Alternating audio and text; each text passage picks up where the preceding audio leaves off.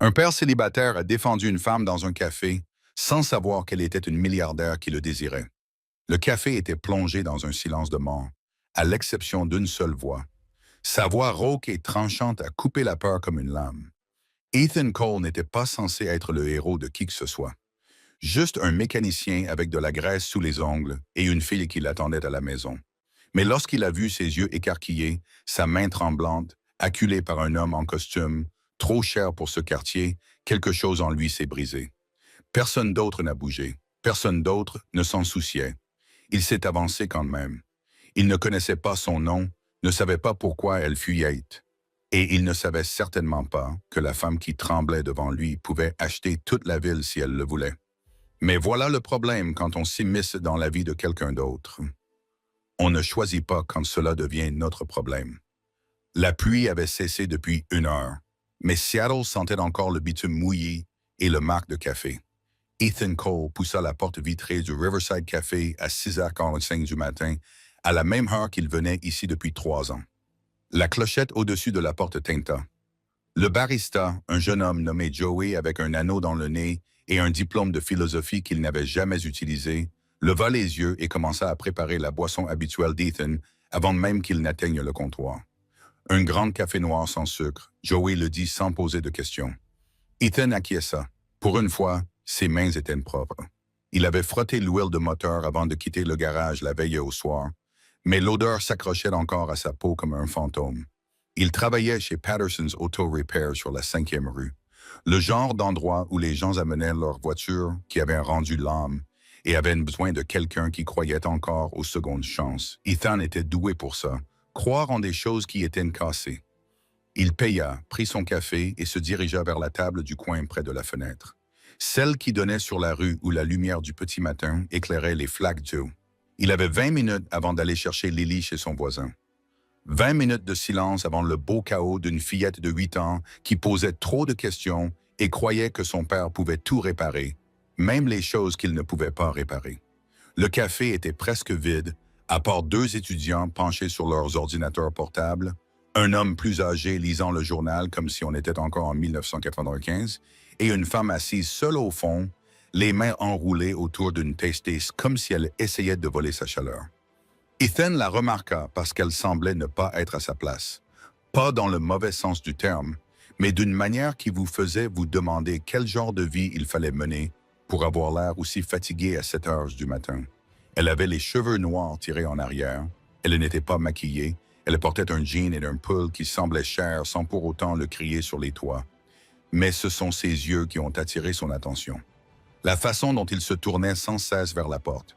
La façon dont ses épaules étaient voûtées vers l'avant, comme si elle essayait de se faire plus petite. Il avait déjà vu ce regard chez sa défunte épouse Sarah, juste avant que le cancer ne finisse par avoir raison d'elle. Ethan détourna le regard. Cela ne le regardait pas. C'est alors que la porte s'ouvrit à nouveau. L'homme qui entra n'avait pas sa place ici non plus, mais pour des raisons différentes. Costume sur mesure, chaussures qui coûtaient plus cher que le loyer d'Ethan, cheveux lissés en arrière comme s'il sortait d'une publicité pour des montres que personne ne pouvait s'offrir. Il balaya la pièce du regard avec une assurance qui laissait supposer que tout ce qui s'y trouvait lui appartenait déjà. Puis son regard s'est posé sur la femme au fond de la salle. « Isabella », a-t-il dit, pas fort, mais d'une voix tranchante. Le genre de voix qui s'attend à être obéie. La femme, Isabella, s'est raidie. Ses jointures sont devenues blanches autour de la tasse. L'homme s'est dirigé vers sa table. Personne n'a levé les yeux. Ou peut-être l'ont-ils fait, mais ont décidé que cela ne les concernait pas. Ethan sentit sa mâchoire se crisper. Il se dit de ne pas s'en mêler. Il se dit qu'il avait une fille à aller chercher et une vie qui n'avait pas besoin de complications. Mais son corps ne l'écouta pas. Son corps se souvenait de ce que l'on ressentait lorsqu'on était impuissant, lorsqu'on voyait quelqu'un que l'on aimait souffrir sans pouvoir rien faire. « Il faut qu'on parle », dit l'homme lorsqu'il arriva à sa table. Sa voix était plus basse maintenant, mais Ethan pouvait encore l'entendre. Il pouvait entendre le ton sous les mots polis. « Je n'ai rien à te dire, Marcus, » dit Isabella. Sa voix était calme, mais ses mains ne l'étaient pas. Marcus se pencha, une main posée sur le dossier de sa chaise. « Tu m'as embarrassé, Isabella. Tu ne peux pas simplement t'éloigner de tout ça, de nous, De tout ce que j'ai construit pour toi. Tu l'as construit pour toi-même, dit-elle doucement. Sa main se crispa sur la chaise. Tu vas le regretter. Tu crois que tu peux simplement t'enfuir, te cacher dans des endroits comme celui-ci. Il jeta un regard dégoûté autour du café. Tu vaux mieux que ça. Je t'ai rendu meilleur que ça. C'est alors qu'Ethan se leva. Il n'y avait pas réfléchi, il ne l'avait pas prévu. Une seconde auparavant, il était assis avec son café qui refroidissait. Et la seconde d'après, il traversait le café pour se diriger vers un homme qui semblait avoir les moyens de s'offrir des avocats qui enseveliraient Ethan sous la paperasse. Mais Ethan avait appris depuis longtemps que la peur n'était qu'un autre type de moteur et que les moteurs pouvaient être contrôlés. « Hé !» dit Ethan. Sa voix était calme, du même ton qu'il utilisait lorsque Lily se réveillait en pleine nuit à cause de cauchemars. « Je pense que la dame vous a demandé de partir. » Marcus se redressa et examina Ethan comme s'il évaluait une voiture d'occasion. « Cela ne vous concerne pas. »« Maintenant, oui, dit Ethan. » Il s'arrêta à environ 1 mètre. Assez près pour que cela ait de l'importance, mais assez loin pour ne pas chercher la bagarre. Vous la mettez mal à l'aise, et vous mettez tout le monde mal à l'aise. Il est peut-être temps de partir. La bouche de Marcus esquissa quelque chose qui n'était pas tout à fait un sourire. « Tu ne sais pas à qui tu parles. Je m'en fiche, dit Ethan. Ce qui m'importe, c'est que tu déranges quelqu'un dans un endroit où les gens viennent pour se sentir en sécurité, alors je te le demande gentiment.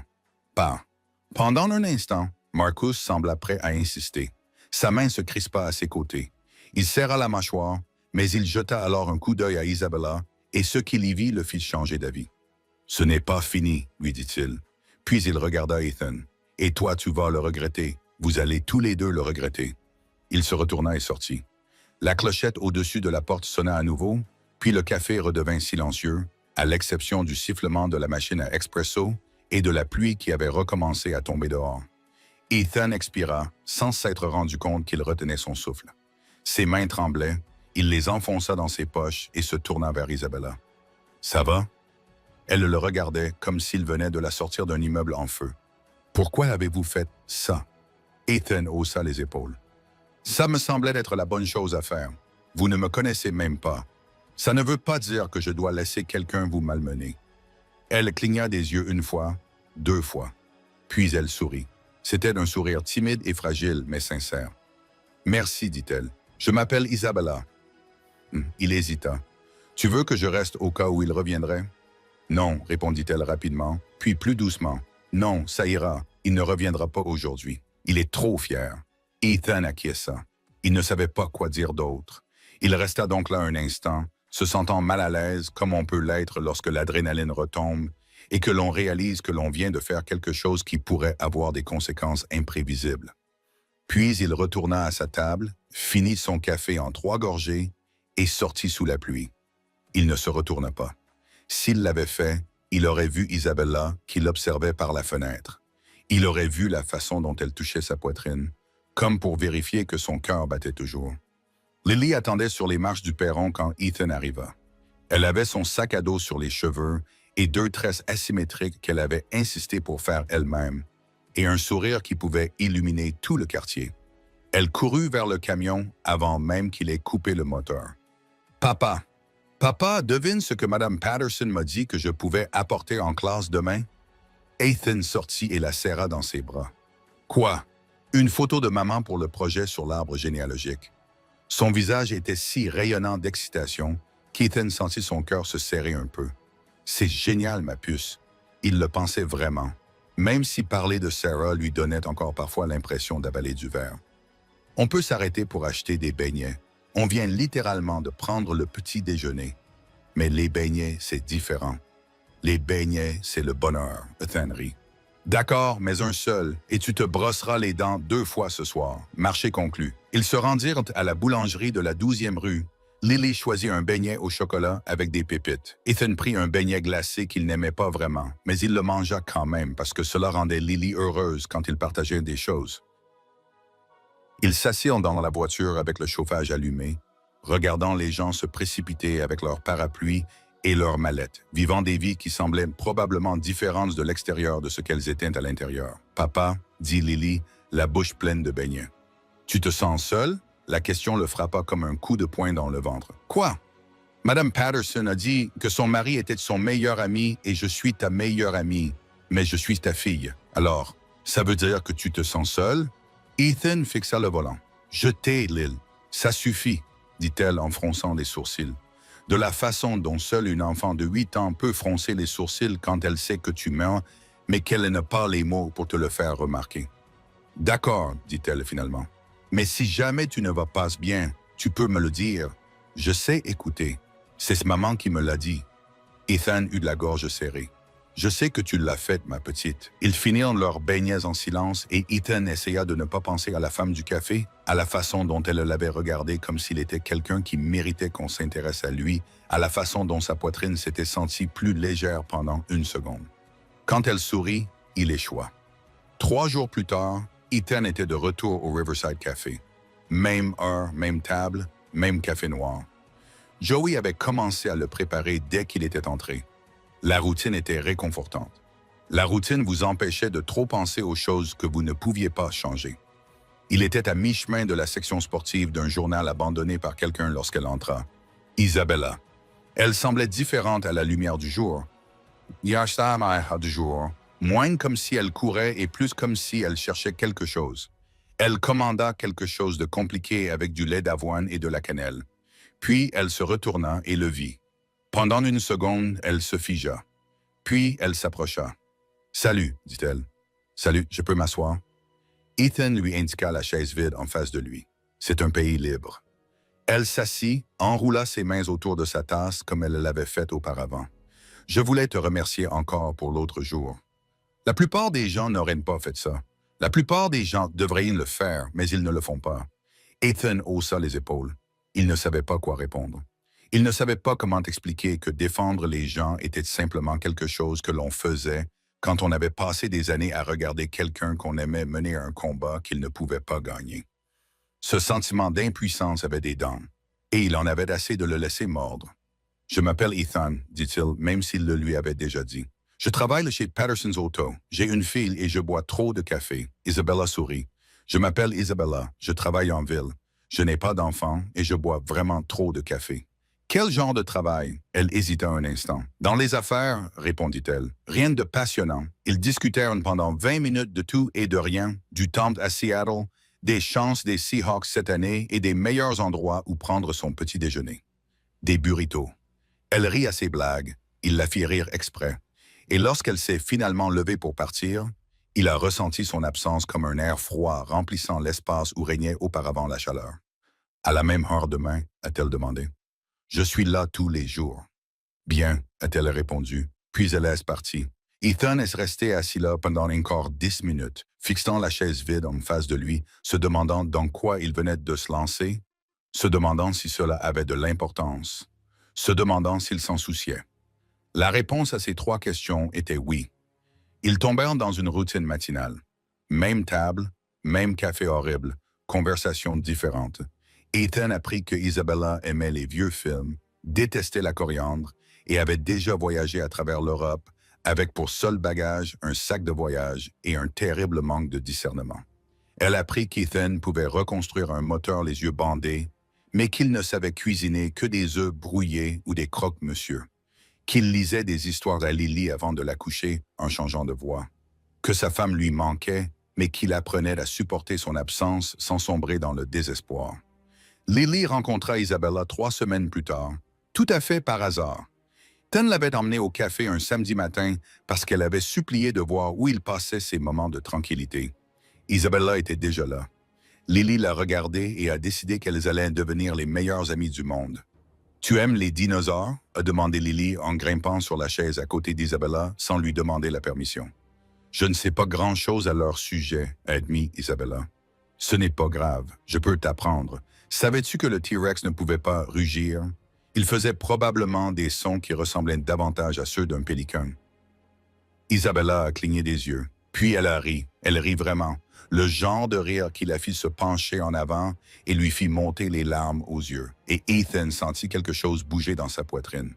Quelque chose qui était resté coincé pendant longtemps finissait enfin par se débloquer. Ils passèrent l'heure suivante à écouter Lily expliquer l'ère mésozoïque avec l'enthousiasme d'une narratrice de documentaire sur la nature. Isabella posait des questions, de vraies questions, le genre qui montrait qu'elle écoutait vraiment. Et lorsque Lily renversa son chocolat chaud sur la table, Isabella ne broncha pas. Elle attrapa simplement des serviettes et aida à nettoyer comme si c'était la chose la plus normale au monde. Après que Lily se soit précipitée pour regarder les pâtisseries dans la vitrine, Isabella se tourna vers Ethan. « Elle est incroyable. Elle l'est, répondit Ethan. C'est la meilleure chose que j'ai jamais faite. Tu es un bon père. Je fais de mon mieux. C'est tout ce que nous pouvons faire. » Il y avait quelque chose dans sa voix, quelque chose de triste. Ethan voulait lui demander, voulait creuser pour découvrir ce qui se cachait derrière ces mots. Mais avant qu'il n'ait pu le faire, Lily revint en courant avec la nouvelle qu'ils avaient des brownies triple chocolat. Et pouvait-elle, s'il te plaît, en avoir un? Ethan dit oui, car dire non à Lily, c'était comme dire non au soleil. Impossible et inutile. Cela se passa un mardi. Ethan était sous une Honda Accord, en train de remplacer une transmission qui avait rendu l'âme, lorsque Danny de la réception l'a appelé. « Yo, Ethan, quelqu'un te demande. » Ethan est sorti de sous la voiture en s'essuyant les mains sur un chiffon. « Dis-leur que je suis occupé, mec. Tu vas vouloir voir ça. » Danny avait sorti son téléphone. Il l'a mis sous le nez d'Ethan avant qu'il n'ait le temps de protester. L'écran affichait un article de Forbes. Un gros titre, une photo encore plus grande. Et sur cette photo, debout sur une scène devant une foule de personnes en costume, se tenait Isabella. La légende disait « Isabella Hart, PDG de Hart Industries, annonce son expansion dans les technologies durables. Sa fortune est estimée à 2,3 milliards. » Ethan fixa le téléphone, puis Danny, puis à nouveau le téléphone. « C'est elle, n'est-ce pas? Danny a dit que c'était l'AVM qui venait te chercher ici pour aller déjeuner. »« Bon sang, mec! C'est ta copine? Parce que si c'est le cas, tu as vraiment frappé fort. » Ethan ne répondit pas. Il ne pouvait pas répondre. Son cerveau avait fait un court-circuit quelque part entre PDG et 2,3 milliards. Il rendit le téléphone à Danny et se dirigea vers la salle de bain où il s'enferma. Il se regarda dans le miroir. Un mécanicien avec de la graisse sous les ongles et une fille qui avait besoin de nouvelles chaussures, debout devant le reflet de quelqu'un qui venait de réaliser qu'il vivait dans une réalité complètement différente de celle qu'il croyait. Elle avait menti, pas ouvertement mais par omission, en lui laissant croire qu'elle était quelqu'un de normal, quelqu'un comme lui. Et c'était peut-être pire, car désormais, toutes les conversations qu'ils avaient eues lui semblaient différentes. Il avait l'impression qu'elle l'avait pris par pitié, comme s'il était un projet, un cas social, une anecdote qu'elle pourrait raconter lors de cocktails, celle où elle avait traîné avec un mécanicien issu d'un quartier défavorisé. Ethan s'aspergea le visage d'eau, prit une inspiration, puis une autre. Il sortit ensuite son téléphone et vit 3 appels manqués d'Isabella. Il ne la rappela pas. Elle se présenta au garage 2 jours plus tard. Tan la vit à travers la vitre du bureau. Elle se tenait dehors sous la pluie, sans parapluie, regardant le bâtiment comme si elle ne savait pas trop si elle devait entrer. Il détourna le regard, se concentra sur la facture devant lui, fit semblant de ne pas l'avoir vue, mais elle entra quand même. La cloche au-dessus de la porte sonna. Ethan ne leva pas les yeux. « Ethan, dit-elle. « Nous sommes très occupés aujourd'hui, répondit-il, sans la regarder. Si vous avez besoin d'une vidange, Danny à l'accueil peut vous aider. »« Ethan, s'il te plaît. »« S'il te plaît, quoi?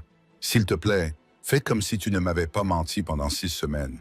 Fais comme si ça n'avait pas d'importance que tu sois milliardaire et que je ne sois qu'un simple réparateur de voitures. Je n'ai pas menti. Tu m'as laissé croire que tu étais quelqu'un d'autre. » Il leva enfin les yeux, croisa son regard, y vit la douleur et détestait le fait que cela lui importait encore. « As-tu la moindre idée à quel point je me sens stupide de te parler de budget, de factures en retard et de savoir si j'ai les moyens de réparer le chauffe-eau? Alors que toi, tu diriges une entreprise qui vaut plus que ce que je gagnerais en 10 vies. Je ne me suis jamais soucié de tout ça. C'est facile à dire quand on n'a pas à se soucier de l'argent. » Isabella tressaillit. « Tu as raison. J'aurais dû te le dire, mais je ne l'ai pas fait parce que chaque fois que j'en parle aux gens, ils changent. Ils ne voient plus que l'argent au lieu de moi et de toi. » Sa voix se brisa. « Tu étais la première personne depuis des années à me voir tel que je suis, à ne rien vouloir d'autre que discuter et boire un mauvais café. Et maintenant, dit Ethan, maintenant, je suis censé ignorer tout ça. Faire comme s'il n'y avait pas un gouffre entre nous. Ce n'est pas nécessaire. Si ça l'est, il posa la facture et se leva. Je ne peux pas être ton projet, Isabella. Je ne peux pas être le type que tu vas voir quand tu veux te sentir normal. J'ai une fille qui a déjà perdu un parent. Je ne peux pas faire entrer dans sa vie quelqu'un qui n'est que de passage. Je ne suis pas de passage. Alors qu'est-ce que tu fais? Elle ouvrit la bouche, la referma, et dans ce silence, Ethan eut sa réponse. Oui, dit-il doucement, c'est bien ce que je pensais. Isabella resta là un long moment. La pluie coulait de ses cheveux sur le sol, puis elle se retourna et sortit. La cloche sonna à nouveau et Ethan se rassit et fixa la facture jusqu'à ce que les mots se brouillent et disparaissent. Marcus le retrouva 3 jours plus tard. Ethan se dirigeait vers son camion après son service lorsqu'une BMW s'arrêta à côté de lui. La vitre s'abaissa. Marcus était assis au volant, exactement comme il l'était ce matin-là au café, élégant, sûr de lui, dangereux comme seuls les gens riches et influents peuvent l'être. « Tu as une minute ?» demanda Marcus. « Pas pour toi. Je pense que tu voudras entendre ça. » Ethan s'arrêta, se retourna, regarda l'homme qui avait menacé Isabella et se demanda quel genre de personne restait aussi investie dans quelqu'un qui était parti. « Que veux-tu » Marcus sourit. « Je veux t'aider. Tu vois, je sais que tu es confus en ce moment. Blessé, peut-être, avec le sentiment d'avoir été manipulé. Et je comprends. Isabella fait ça. Elle trouve des gens qu'elle peut sauver. Elle leur donne le sentiment d'être spéciaux. Puis elle passe au projet suivant. Tu ne sais pas de quoi tu parles, n'est-ce pas? C'est ce qu'elle fait, Ethan. C'est son truc. Elle prétend être quelqu'un qu'elle n'est pas. Elle se rapproche des gens, puis elle disparaît quand ça se complique. Tu penses que tu es spécial. Tu ne l'es pas. Tu n'es que le dernier d'une longue liste de personnes qu'elle a utilisées pour se sentir mieux dans sa peau. Ethan serra les poings. Tu dois partir. J'essaie de te sauver, mon ami, de te préserver d'une déception amoureuse. Les gens comme elle ne finissent pas avec des gens comme nous. Elle va s'ennuyer. Elle va se rendre compte que tu ne peux pas lui offrir la vie à laquelle elle est habituée. Et puis elle partira, comme elle m'a quitté. Peut-être qu'elle est partie parce que tu es un type contrôlant et prudent, dit Marcus, son sourire s'affûtant. J'essaie juste d'être honnête avec toi. Elle joue un jeu et tu es en train de perdre. La vitre se releva, la BMW s'éloigna et Ethan resta là, dans le parking, la pluie trempant sa veste, se demandant si Marcus avait raison, se demandant s'il avait été idiot, se demandant si cela avait encore de l'importance. Lily le remarqua immédiatement. « Pourquoi Isabella ne vient-elle plus ?» demanda-t-elle un soir pendant le dîner. Elle poussait les petits pois dans son assiette, le visage crispé, signe qu'elle s'apprêtait à poser des questions auxquelles Ethan n'était pas prêt à répondre. « Elle est occupée, » répondit Ethan. « Occupée à quoi? Au travail. Quel genre de travail? » Lily, elle ne nous aime plus. La question le frappa comme un coup de poing. Ethan posa sa fourchette. « Ce n'est pas ça, ma chérie. Alors c'est quoi? C'est compliqué. Compliqué. Comment? » Ethan se frotta le visage.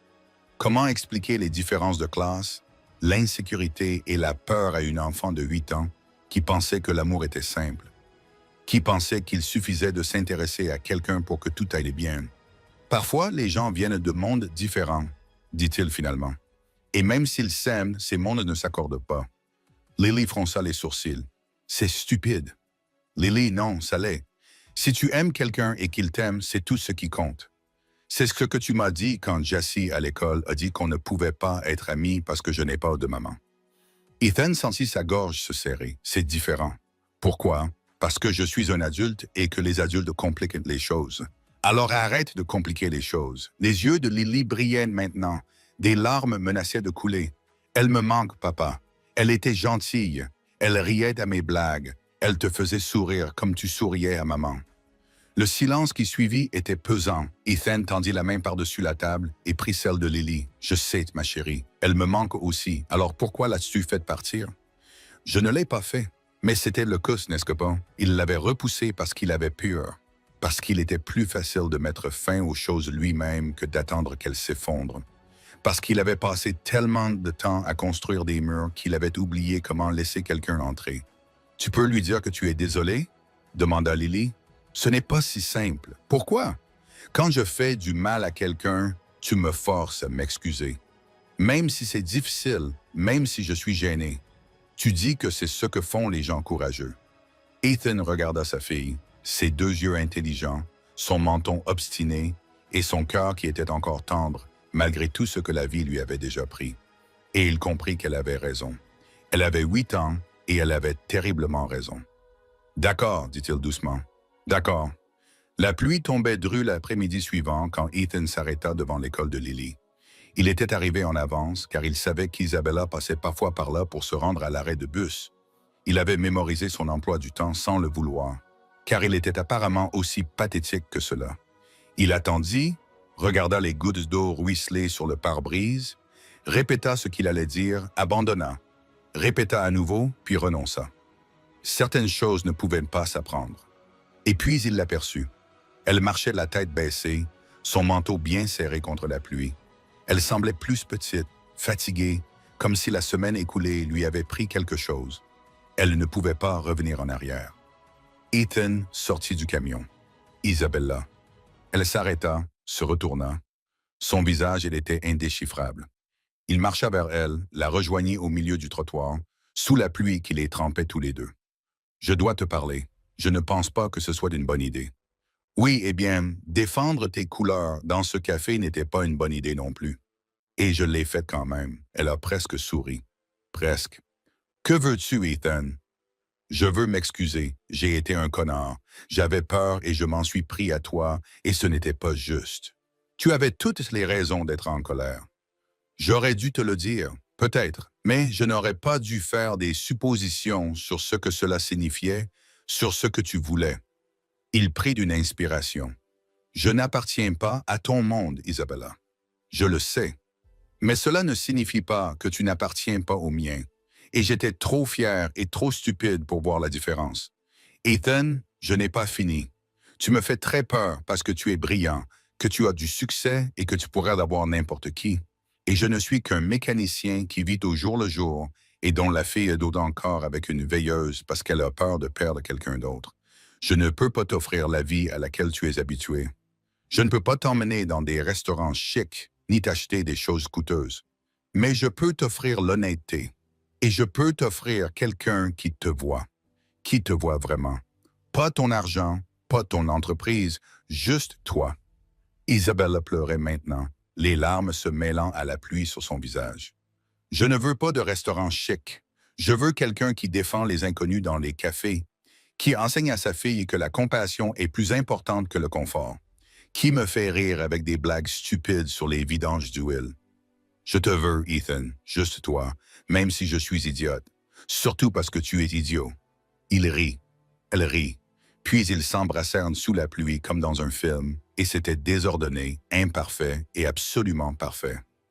Quand ils se séparèrent enfin, Ethan vit Lily debout à l'entrée de l'école. Elle souriait, lui faisant un signe de victoire, et derrière elle, un groupe d'autres enfants les montrait du doigt en gloussant. Ethan gémit. Je ne vais jamais en entendre la fin. Isabella entrelaça ses doigts avec les siens. Tant mieux. Tu ne devrais pas. Marcus réapparut 2 semaines plus tard. Au café, évidemment. Au café, parce que certaines personnes ne pouvaient pas lâcher prise. Ne pouvaient pas accepter que le monde ne tourne pas autour de ce qu'elles voulaient. Ethan et Isabella étaient assis à leur table habituelle. Lily était à l'école. Le café était calme. Tout était normal jusqu'à ce que Marcus entre. Il avait l'air différent, plus dur, comme si tout le vernis qu'il avait auparavant avait été enlevé pour révéler quelque chose de fragile en dessous. Il se dirigea directement vers leur table. Il ne s'assit pas, il resta debout, comme s'il attendait une invitation qui ne venait pas. « Isabella, dit-il, il faut qu'on parle. »« Non, dit-elle calmement, tu te trompes. La seule erreur que j'ai commise, c'est d'être resté avec toi aussi longtemps. » Marcus serra les mâchoires. Il se tourna vers Ethan. « Et toi, tu crois que ça va durer? Tu crois qu'elle restera avec toi quand la nouveauté aura disparu? Je crois qu'Ethan a dit en se levant que tu devais partir, sinon quoi? Tu vas encore me jeter dehors. Jouer les héros. » Marcus rit. C'était un son désagréable. « Tu n'es rien, Ethan. Tu n'es qu'une distraction. Une phase. Et quand elle en aura fini avec toi, Tu comprendras que les gens comme elle ne finiront pas avec des gens comme toi. C'est comme ça. Isabella se leva aussi. Tu te trompes, dit-elle. Sa voix était d'acier. Les gens comme moi finissent avec des gens qui nous voient comme des êtres humains plutôt que comme des trophées, qui se soucient de notre bonheur plutôt que de notre utilité. Et tu n'as jamais compris ça, Marcus. C'est pour ça que je suis parti. Pas à cause de lui, à cause de toi. Pendant un instant, Marcus sembla vouloir argumenter, vouloir riposter, mais il regarda Ethan. Il vit la façon dont Ethan se tenait, prêt, ne cherchant pas la bagarre, mais ne reculant pas non plus. Et ce qu'il vit là le fit réfléchir. « Vous êtes tous les deux idiots, dit-il finalement. Puis il se retourna et sortit pour la dernière fois. Ethan se rassit et poussa un soupir. C'était amusant. Isabella lui prit la main. « Merci. Pourquoi? Pour ne pas l'avoir laissé semer le doute entre nous. J'ai retenu la leçon la dernière fois. Tant mieux. » Ils restèrent assis là un moment, buvant leur café refroidi, regardant le monde défiler derrière la vitrine, plongés dans un silence qui leur était familier. 6 mois plus tard, le Riverside Café avait été repeint, équipé de nouvelles chaises, d'un coin à l'arrière avec des jus de société et des livres, et d'une enseigne à l'extérieur indiquant « Espace communautaire, tout le monde est le bienvenu ». Ethan a appris la nouvelle des rénovations. Quand Joey a mentionné que le propriétaire, que personne n'avait jamais vu, avait décidé d'investir pour faire de cet endroit plus qu'un simple café, un lieu où les gens pourraient se réunir, créer des liens, se sentir moins seuls. Ça doit être agréable d'avoir de l'argent à dépenser, a déclaré Joey en essuyant la machine à expresso. Oui, sans doute, a répondu Ethan. Il n'a pas mentionné qu'il avait aidé à choisir les chaises, qu'Isabella lui avait demandé de participer à toutes les décisions et que lorsqu'il avait protesté, elle lui avait répondu « Ce n'est pas mon café, c'est le nôtre, à nous tous. Je suis juste celle qui tient le chéquier. » Lily adorait le nouvel espace. Elle s'était approprié un coin avec un fauteuil biennage et une pile de livres sur l'exploration spatiale. Isabella les rejoignait parfois là-bas après l'école. Ils s'asseyaient, lisaient et buvaient du chocolat chaud, et Ethan les regardait, sa fille et cette femme qui était en quelque sorte devenue membre de leur petite famille étrange, et pensait à la chance qu'il avait. Non pas parce qu'Isabella avait de l'argent, mais parce qu'elle avait choisi de le voir et qu'il avait eu le courage de la laisser faire. Un soir, après que Lily se soit endormie sur le fauteuil Bayanag et qu'il l'ait délicatement portée jusqu'au camion, Isabella prit la main d'Ethan. Ils se tenaient devant le café et regardaient la pluie recommencer à tomber. La pluie de Seattle, celle qui lui rappelait son chez-lui. « J'ai une question, dit-elle. Dis-moi, quand tu t'es levé pour me défendre ce matin-là, au tout début, savais-tu que tu allais tout changer? » Ethan repensa au moment où il avait décidé de s'opposer à la peur et à la certitude, et à la façon dont ses mains avaient tremblé après coup. « Non, répondit-il honnêtement. Je savais juste que je ne pouvais pas rester là sans rien faire. C'est ce que je pensais. » Elle appuya sa tête contre son épaule. « Tu ne m'as pas sauvé, Ethan. Tu m'as juste rappelé que je valais la peine d'être sauvé. Toi aussi. » Ils restèrent là jusqu'à ce que la pluie imprègne leurs vestes, jusqu'à ce que Lily se réveille dans le camion et se plaigne d'avoir faim, jusqu'à ce que le monde les rappelle à la réalité. Mais pendant ces quelques minutes, ils ont simplement existé. 2 personnes qui s'étaient trouvées de la manière la plus improbable qui soit. 2 mondes qui n'auraient pas dû s'accorder, mais qui, d'une manière ou d'une autre, s'accordaient. Parce que l'amour n'avait rien à voir avec vos origines. Il avait à voir avec l'endroit où vous étiez prêt à aller et avec la personne avec qui vous étiez prêt à y aller. Ethan Cole était un mécanicien avec de la graisse sous les ongles et une fille qui croyait qu'il pouvait tout réparer. Isabella Hart était une milliardaire qui avait appris que certaines choses ne s'achètent pas. Et ensemble, ils étaient la preuve que parfois, la meilleure chose à faire est de prendre la défense d'un inconnu. Même si vous ne savez pas ce qui va se passer ensuite, même si vous avez peur, même si le monde entier vous dit que ça ne marchera pas. Parce que parfois, juste parfois, ça marche.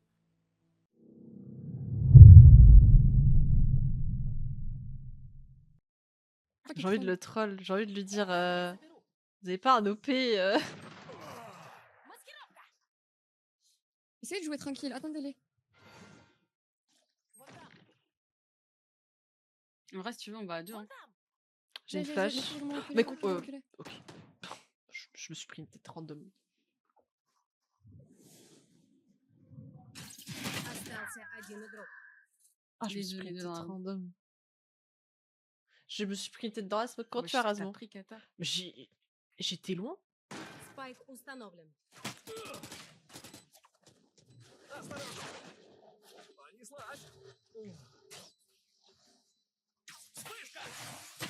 Dommage. Ouh, les Dommage. Ah, si Ouais, je me ouais, prenais pas la tête, je pense que... Pourquoi vous m'avez pas attendu? Genre, j'avais un Mais timing de fou. je suis On a morte de pris rien ou un je suis morte? mec J'ai pas pique. Comment?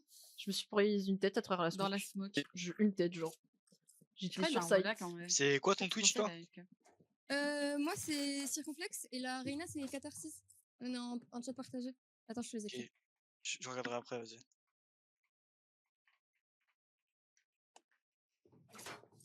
Il y a même Texa avec nous, si tu veux.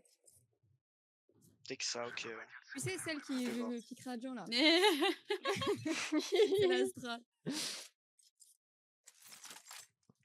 Il y a déjà. Step sur un, step sur un.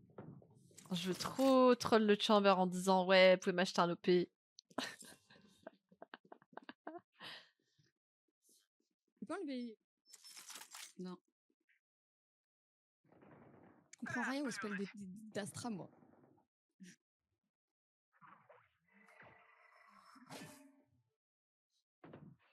Ça planta.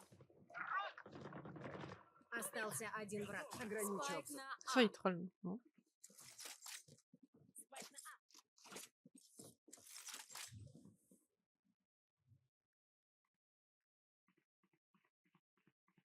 Faites gaffe au bac, là. On n'a pas d'infos. Je crois qu'il est FK. Hein. Encore? Ouais, mais en fait, je C'est sais un pas ce AFK qu'il qui fait. bouge, ça. Ouais, ouais. Un AFK qui troll. Идеально. Nice. Ah, nice. J'ai envie de troll le chamber. Ouais, ouais, je sais pas ce qu'il Mais fait. qu'est-ce qu'il fait? Moi aussi, j'ai envie de le troll. J'ai envie de le Attends, troll. attends. Vas-y, je te buy modèle, tu buy un OP s'il te plaît. Vas-y, vas-y. Bah merde, j'ai déjà une modèle. Tu veux me buy un OP s'il te plaît? Attends, Mais mais quand même Texa, du coup, c'est la Astra, mais elle est connue, non? Bien Ouais, elle est sûr grave qu'elle connue, c'est mais bien ça. sûr. Non, non. Si, si. Bien sûr qu'elle est connue. Et je pense qu'elle gagne plus que le chamber. Ouais, ça me dit un Au truc, final, ça. non. Je suis sûre qu'elle met plus de balles à l'OP. Et déjà short.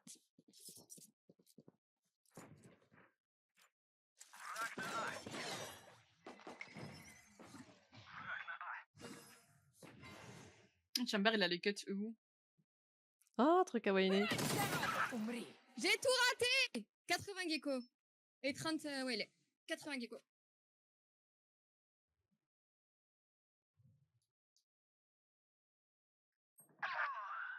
Ah ouais. Bagage.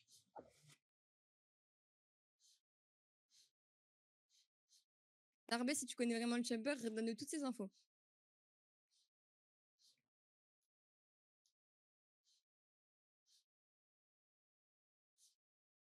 Ils peuvent être derrière toi, Kata.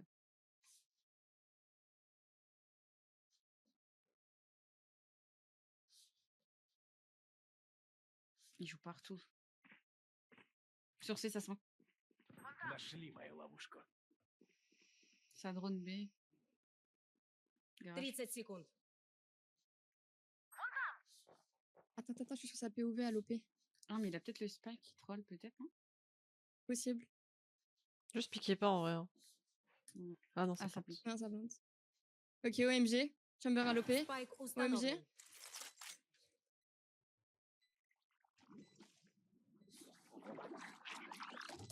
Est-ce qu'il va faire un kill?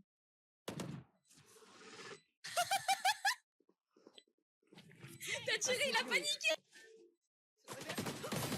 Достаточно. Остался один игрок. Bah putain, l'OP de merde, hein. Je savais peut-être un game life, ça salope. Va. T'as que ça à la bouche. T'as cassé à la bouche. Si stream et pas gagné d'argent, ça salope. Va. Oh, il a vraiment le Il fait seum. des trolls, c'est- Ah, j'ai pas le seum, je m'en bats les couilles. Moi, je t'assure que si. Ah, je t'assure que si. Минимум затрат. Oh, je me sens. T'as quel âge, Chamber? Il a 30 ans, il vit chez sa daronne. 14 ans. À 30 ans. Non. Match point. 30 ans. Ouais, bah tu vois, je me disais 14 ans, parce que vu comme il est mal éduqué, c'est un peu compliqué. Ah, vu comment elle est mal éduquée, mais je m'en bats les couilles, je te baise. Mais tu Ouais, fais voilà, rien il est du vraiment tout. mal Tu vois une Mal fille, tu éduqué. baisses les yeux. Tu baisses les yeux. Tu vois une fille, tu baisses les yeux. Il Tu bégaye baisses devant personne. les Ah, filles, tu Tu vois une baisses fille qui baisse les yeux, personne. mais toi tu ressembles à rien. Tu ressembles à Tu- rien, sale salope. Tu va. baisses personne. Tu Tu ressembles au baisses dégel. personne. Tu ressembles au dégel. Comment tu sais? Sale salope, Comment tu va. sais? Tu m'as déjà vu? Ah, il fait rien du Il a tout. pas il- beaucoup d'amis, mon Il regarde gamin. tes streams en Ah cash. non, je te jure pas, regarde les streams. Il est fan, il est fan. Windows. Putain, je viens de regarder, mais Texa, elle est grave connue en fait. Oui. Oui. Il y a un window. Lord. Ouais, j'étais shape, Elle, gecko. elle fait des TikTok. Ah, elle est ou grave non connue. Tu bandes ou quoi? T'es jaloux, Chamber? Ouais, de fou. Chamber, arrête, chouchou, arrête. T'es grave connu, On va pas te jouer après la Chamber. game. Spike On va pas te установлен. jouer au cul. Arrête. Vas-y, montre-moi ton OP, montre-moi. OMG, OMG, OMG. Ah, ça c'est, non, ça c'est nul ça. Ah, ça c'est nul encore. Остался один враг. Oh, ça c'était beau.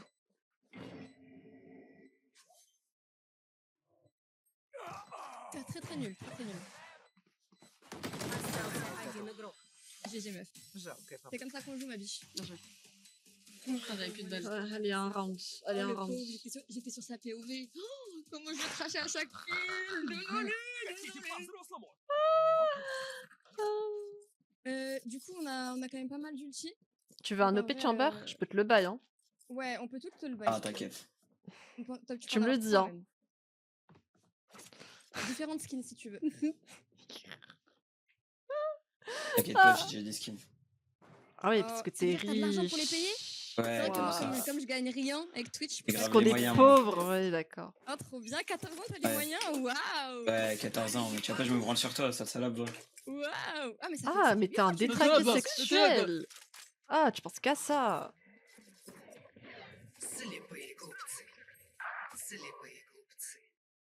Il pense Tu qu'à fight. ça. Спайк установлен. Ender. Nice shot. J'ai pas le son de gérer encore. Les deux Euh, sides, sous un le- under, sous le un side, sous le default. side. Ender un timing, tu fais de la boxe. Nice! Incroyable la team. Ah, Chamber, il est fou. Coquine, coquine, va. Pff, coquine. Oh là là. Franchement, à Qatar, je sais pas ce qui s'est passé aujourd'hui avec les mecs. Hein. Vraiment, Non, c'est mais il y avait une nouvelle, je toutes pense. les games, il y avait un gars, il disait un truc. Salope. On a eu 3 fois salope, je crois. On a Ouais. eu le boosté, là, je sais pas On a quoi. eu Boosted, Ouais, on a eu salope. on a eu, Je on gagne a eu plus que Super toi. Fun. Super fun. Ah, on a tout eu là. Ça y est. Ah non, on a eu le mec aussi qui a 4000 vues de Snap, alors que nous on a que 200 vues Ah, oui, sur c'est Twitch, tu sais. vrai. Non, il a dit 200 000 vues la veille sur Snap. 200 000 vues sur Snap, putain. Ouais, ouais. Insane. C'est Nasdaq le gars. Il va où là?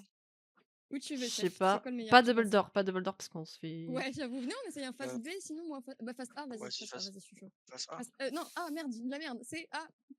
C'est Allô? Pardon. Ah là là, le cerveau de femme quoi. Pff. Et alors, qui va? Attendez la molly, attendez la smoke peut-être. Je sais pas où on va la team. Attendez. Ouah, toutes les stars.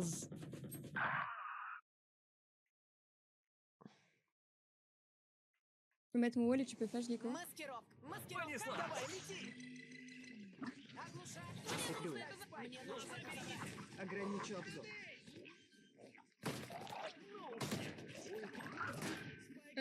Close la smoke. Vas-y. La rose, c'est possible. Nice shot. Sur mon ping. Il est sauvé. Bah les deux.